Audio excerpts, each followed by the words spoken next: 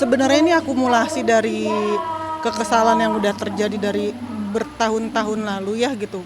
Mungkin belasan tahun dan sampai yang terakhir-terakhir juga gitu. Jadi ya em, karena semua orang menilai saya kesannya saya tuh bukan wanita baik. Inilah itu yang mereka tidak tahu bagaimana saya sebenarnya gitu. Kan ada pepatah yang mengatakan tidak tidak kenal maka tak sayang gitu kan. Tak kenal maka tak sayang. Nah, mereka yang hina saya, yang bully saya tuh nggak kenal siapa saya, tapi mereka seakan-akan tuh tahu saya tuh yang tiap hari ketemu, tahu bagaimana diri saya. Jadi eh, sedih sih, sedih yang maksudnya yang saya tuh kan nggak orangnya tipe nggak pernah mengganggu orang, dan mungkin saya paling susah untuk diwawancarain, paling sulit untuk ketemu sama wartawan, dan saya nggak pernah, seingat saya tidak pernah mau jahatin atau jelekin orang, tapi kenapa orang-orang tuh menjelekan saya seakan-akan saya tuh orang yang paling tidak baik di dunia gitu loh, dan seakan-akan saya tuh orang yang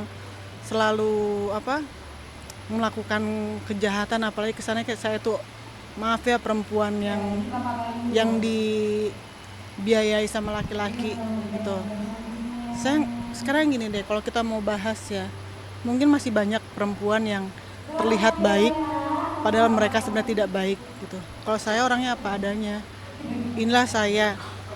Tapi mungkin kisah cinta saya tuh tidak berjalan mulus ya kan. Bukan karena saya yang mau, saya nggak mau kehidupan seperti ini. Saya juga nggak mau punya masa lalu yang terkesan saya tuh gonta-ganti pria, enggak gitu. Saya cuma pengen, mungkin dulu tuh saya kayak father issue yang dimana saya tuh butuh figur seorang ayah, butuh figur seorang laki-laki yang bisa ngomong saya. Tapi kan itu nggak saya dapatkan saat itu gitu. Nah, ya ternyata laki-laki yang saya temuin kemarin-kemarin, saya nggak bilang mereka tuh jahat, tapi mereka tidak baik untuk sebagai pasangan, itu aja. Mungkin untuk sebagai teman, bukan teman saya ya, teman orang lain mungkin mereka baik, tapi untuk saya mereka tidak baik sebagai pasangan gitu. Yang di situ dimana saya tuh nggak bisa mengatakan kenapa dan mengapanya gitu loh. Soal mikir gak sih kan mungkin awal kemunculan ini tuh dari triggernya dari mana sih, apa netizen? Nggak gini loh. Kalau saya posting tentang pekerjaan saya posting, apalagi saya juga baru launching parfum saya, itu mereka nggak ada respon yang, pokoknya gini, setiap kita melakukan sesuatu yang positif tidak ada respon. Dan saya tidak melakukan hal negatif, saya memposting foto saya dengan Mas Jimo, tapi langsung ada komen yang begini, komen yang gitu. Saya hapusin komen-komennya. Sebenarnya saya bukan tipe orang yang ngapusin komen, dan orang yang banyak bilang ya diblok aja Mbak Kalina, atau kolom komennya jangan dibuka gitu. Saya nggak biasa seperti itu. Kalian mau komentar tentang diri saya sebenarnya nggak ada masalah, tapi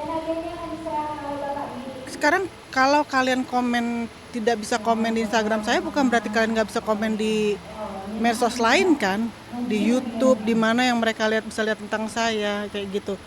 Jadi sebenarnya gini, menurut saya memang orangnya tidak pernah mau tutup komentar. Cuma terakhir ini saya tuh banyak banget nasihatin teman-teman saya, udahlah, kasarnya tutup mata, tutup telinga, nggak usah dengerin, nggak usah dilihat. Tapi cara tidak langsung kelihatan kan gitu. Itu yang akhirnya saat saya ngerasa, gila ya, gue bikin sesuatu yang positif, lu nggak pada ngelihat, nggak pada komentar, mau baik mau buruk. Tapi giliran cuma posting saya sama Mas Jimo, di komentar seakan-akan maaf banget ya sampai ada kata-kata, wah lobangnya gini. Saya tuh bukan pelacur gitu loh, saya bukan lagi wanita bayaran gitu.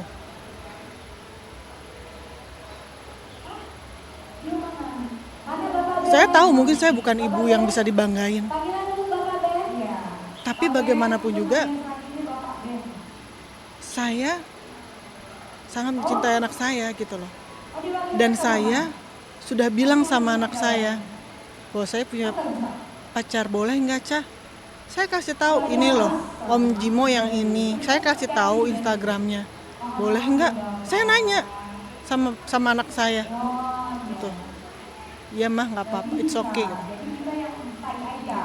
Saya lupa ada nggak ya chatnya saya sama anak saya. Sebentar ya, saya lihat dulu. Saya lupa ada bukti chatnya atau enggak. Atau waktu itu saya lihat lewat telepon, saya lupa. Mana ya? Jadi kita ganti ya. Berarti sekarang adalah untuk Bapak Herdi. Mana ya? Ada Bapak Herdi? Pak Herdi ada. Untuk hadiah Boston Bag-nya Bapak Herdi. Herdi. Iya. Nih. Ini hadiahnya nggak bisa dilakukan ya Bapak-bapak, ibu sekalian. Ya, jadi kita yang Is that alright? If I'm with Om Jimo, yes, sure. Thank you sayang Mama. Aska mau kenal sama Om Jimo nanti, maybe one day I'll see. Ya sayang Mama. Makanya saya pernah bilang, kalau saya mau punya pasangan lagi, saya akan minta izin sama anak saya. Saya kasih tahu untuk Bapak. saya kasih tahu ininya nih. I'll introduce you to him one day, will you? Cause I promise you. Yeah, what's the name of his name ya? Om Jimo. Dia musisi. Tuh. Saya kasih tahu Instagramnya. Jadi kalau orang pada bilang anak lu malu begini ini, saya posting itu karena anak saya sudah saya kasih tahu. Gitu. Bukan berarti saya sembarang posting terus saya baru ngasih tahu anak saya. Jadi banyak hal yang netizen tuh nggak tahu. Banyak hal netizen yang tidak mengenal saya, yang tidak tahu siapa diri saya, tapi seakan-akan mereka orang yang paling baik, dekat dengan saya gitu loh. Dan bahkan sampai saya ada DM yang mengatakan seakan-akan saya tuh perempuan nggak bener.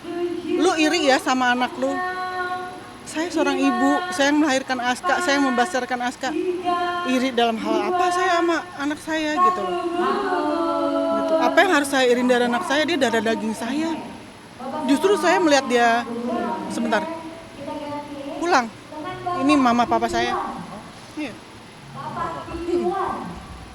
Mama papa. Taruh dia mau pamit bentar ya. Sok enggak? Enggak usah. Kalau sosialisasi.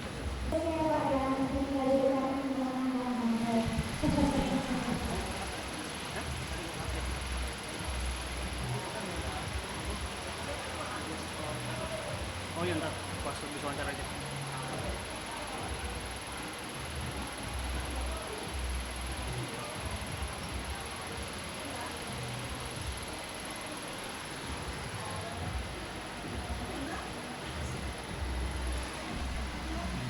Nunggu gua aman.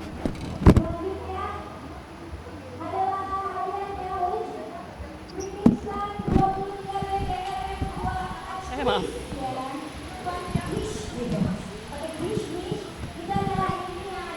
Tadi ada ini berarti ya?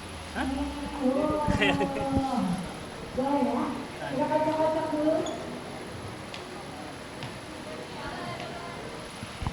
Nah.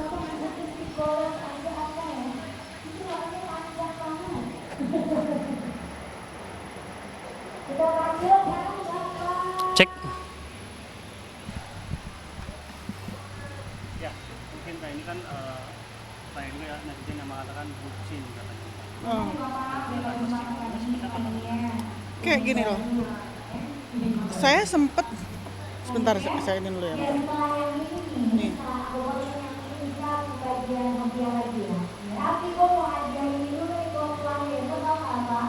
Ada TV 43 inci. Wow, ya harus tanya aja ya, jangan mandi dulu.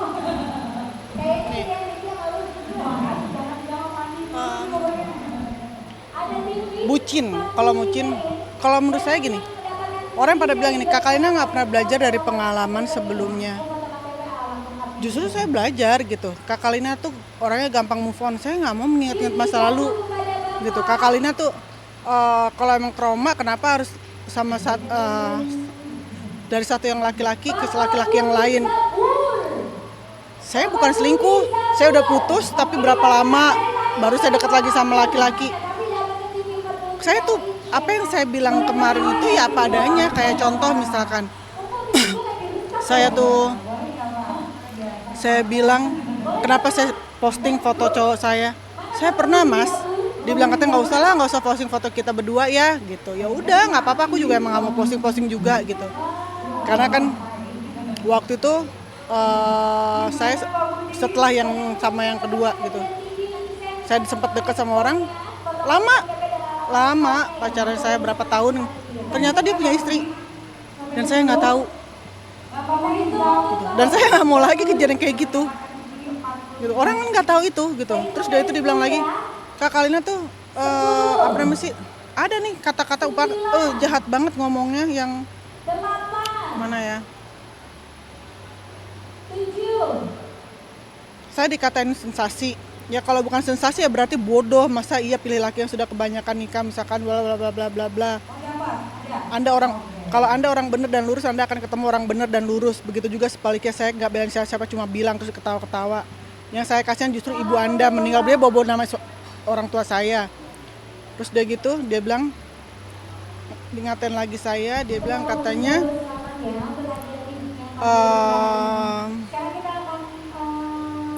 mana itu? Mana yang dia ngatain anak saya? Yang dia bilang katanya saya tuh, dia bilang ini, mungkin kamu sendiri iri sama anakmu karena dia nggak kepengaruh sama bad vibes kamu. Setiap saya melakukan kesalahan waktu yang saya terakhir itu, saya minta maaf loh. Dan anak saya maafin saya gitu. Terus salahnya saya di mana sih? Dibilang saya iri. Iri maksudnya iri di bagian apa? Terus dia itu yang saya dibilang katanya, mungkin masa lalu saya nggak baik, tapi bukan saya yang mau untuk saya nggak baik. Mungkin sama yang terakhir orang lihatnya lu tuh udah dikasih tahu, tapi lu tuh nggak mau denger. Saya merasa saya lempeng loh orangnya. Gitu, saya kalau udah punya satu, saya niat saya baik, saya ngurusin. Kalau kalian ketemu sama yang terakhir, maaf ya, kalian boleh tanya, suruh dia sumpah ya, jangan sampai bohong. Kalian ngurusin nggak? Kalian sebagai istri bagaimana? Kalian sebagai istri manut banget nggak? Ngurusin dari ujung kaki sampai ujung kepalanya, gitu. Pernah nggak sih Kalina tuh bikin apa namanya sih, selama menjadi seorang istri, kelakuannya nggak baik? Tanya, gitu loh. Saya coba bertahan selama 1 tahun yang dimana orang nggak tahu bagaimana perlakuan mereka terhadap saya. Karena apa? Karena saya nggak mau dibilang kawin cerai terus. Tapi saya manusia, Mas. Saya punya rasa, bukan rasa sabar saya terbatas, enggak, tapi saya nggak mau mati cepat. Cuma gara-gara saya dikerubungin orang-orang yang menurut saya kayaknya nggak sayang sama saya. Bukan 1-2 orang, gitu loh.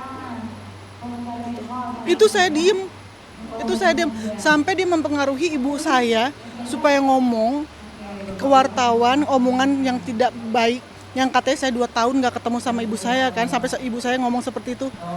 2 tahun nggak ketemu ibu saya saat saya ribut yang pertama kali setelah saya menikah berapa bulan itu saya ngurusin ibu saya. Setelah itu datang lagi, gitu loh. Apa setelah ibu saya meninggal dia masih suka datang ke makam ibu saya? Enggak kan?